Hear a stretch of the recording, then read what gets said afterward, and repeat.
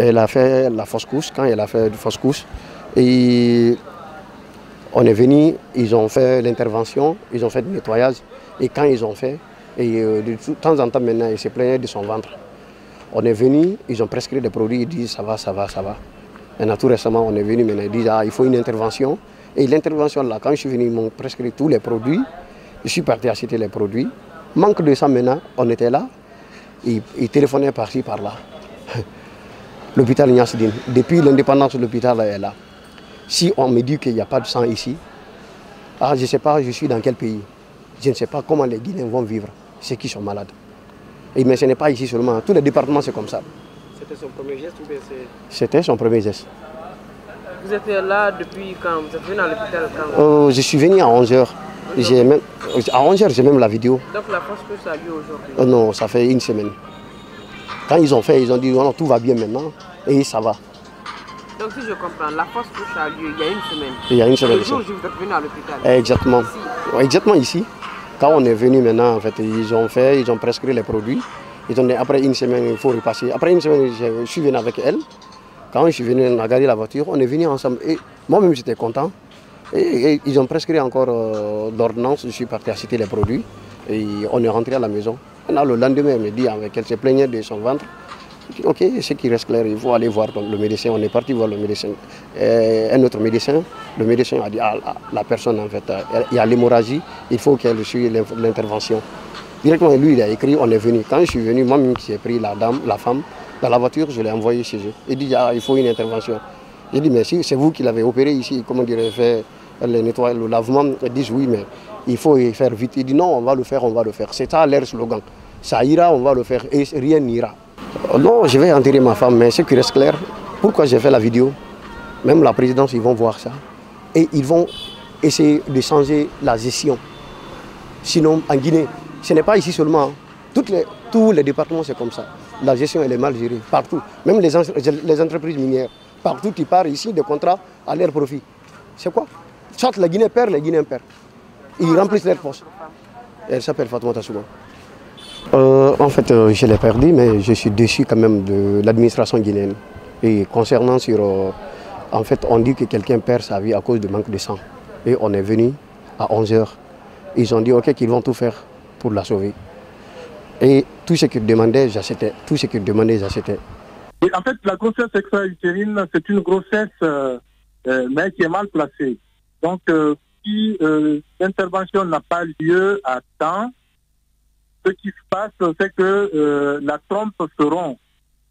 Et lorsque vous avez la rupture, il y a un épanchement sanguin dans l'abdomen. Bien. Allez-y, est-ce que c'était le cas de cette jeune dame, justement? Est-ce qu'elle est arrivée pendant que vous parlez de la trompe qui se rompt? Est-ce que la trompe était déjà rompue quand elle est arrivée à Niasdine? Qu'est-ce qui s'est réellement passé? Bien sûr. Oui, la trompe était déjà rompue. C'est ce qui a entraîné l'épanchement sanguin dans l'abdomen. En fait, le traitement, il est chirurgical.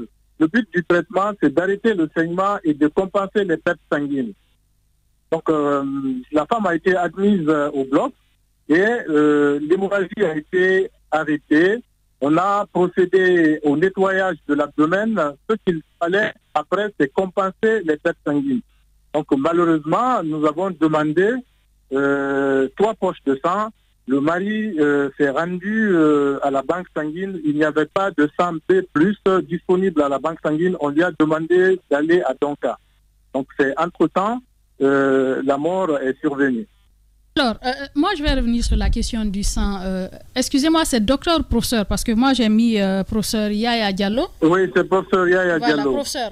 Alors, si vous permettez, comment comprendre qu'il y ait rupture de sang dans un CHU? Est-ce qu'il n'y a pas de dispositions qu'on peut prendre en amont pour ne pas qu'il y ait des ruptures comme ça? Qu'est-ce qu'il faut faire? Parce qu'on se dit que c'est parce qu'il n'y avait pas de sang à Niasdine, justement, que cette femme a perdu la vie. Qu'est-ce qu'il faut faire pour ne pas être confronté à chaque fois à ce genre de problème? En fait, ce qu'il faut faire, madame, c'est que chacun d'entre nous accepte à un moment donné d'aller donner son sang. Il y a des campagnes de sensibilisation, mais tout le monde n'est pas prêt à aller donner du sang. comme vous le savez, le Centre national de transfusion sanguine est à Donka. À Ignace-Ville, c'est une antenne que nous avons. Donc cette antenne-là est approvisionnée à partir de Donka.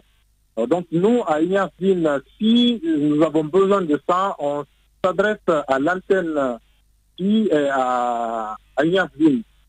Donc si on n'a pas de sang disponible à Ignace-Ville, souvent, le groupe disponible, parce que parfois ils peuvent avoir des maîtres, vous savez que pour transfuser, il faut du sang iso-groupe, iso-résus.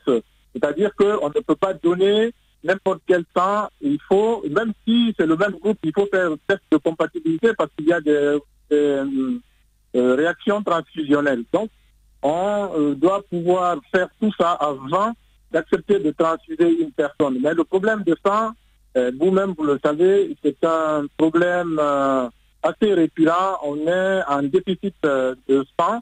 Alors donc, ce qu'il faut, c'est qu'il faut que la population accepte de donner du sang et que d'autres antennes soient approvisionnées et peut-être éventuellement prendre des dispositions pour que nous ayons une petite unité à la maternité. Comme ça, quand nous recevons ces cas d'hémorragie qui nécessitent d'être transfusés directement, qu'on ne soit pas amené à demander aux parents d'aller au niveau de l'antenne ou bien d'aller jusqu'à Donka avec les embouteillages.